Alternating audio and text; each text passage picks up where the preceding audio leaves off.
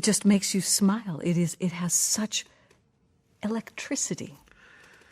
You know, Cathy, when I listened to this 34 years later, I played this version as a fourth encore at the festival which takes place in Nohant, N-O-H-A-N-T, which Chopin's is home, the place of Georges Sand's home. Georges Sand, exactly, right. the house of Georges Sand. I never played it since then, and I don't smile. I'm terrified. You know, my You goodness. looked a little tense when you were listening.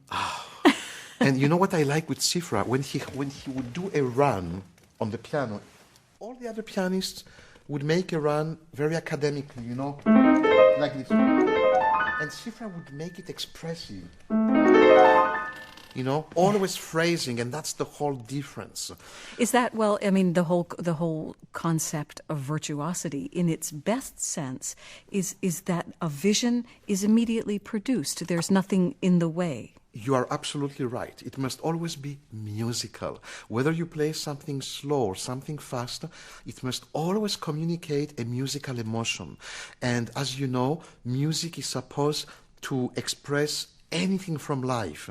So if in a Beethoven sonata, you know, sometimes I remember professors saying, don't have a hard sound, but excuse me, Beethoven himself, when he used to play, he was expressing his revolt or his anger, and you don't think of a beautiful sound. You know, you're not going to do... You know, revolt is revolt. It's not just beautiful sound. And this is what I would criticize a little bit, for example, with this great conductor, von Karajan.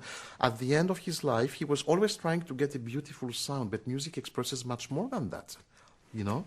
Tell us about this. You have offered to play this piece by Franz Liszt. I think so much of the music of Franz Liszt is explosive as far as the piano is concerned. Suddenly there's a new concept, a new idea, a revolution for the instrument. Well, what is this piece? Well, the amazing factor with Liszt, at least in my humble opinion, is the incredible, the very vast diversity of the aspects of his music. The gypsy Liszt, the poetic Liszt, the religious Liszt, the romantic Liszt, and there is the avant-garde Liszt. I think he was the very first composer who wrote nearly atonal music. Before Scriabin, before Debussy, you know that Wagner or Mahler even were influenced by the music of Liszt and so many other composers, and it is so unfair that it took so long time to get Liszt recognized as a great composer. I mean, even recently I hear some stupid comments by some famous pianists saying Liszt music is worth nothing, you know, it's just ridiculous. No, Liszt was a real genius. And this is one of the late pieces he composed at the end of his life. It's called Trauervorspiel und Marsch in German, which means funeral prelude and march. We're delighted to hear it. We're live today with Cyprien Katsaris.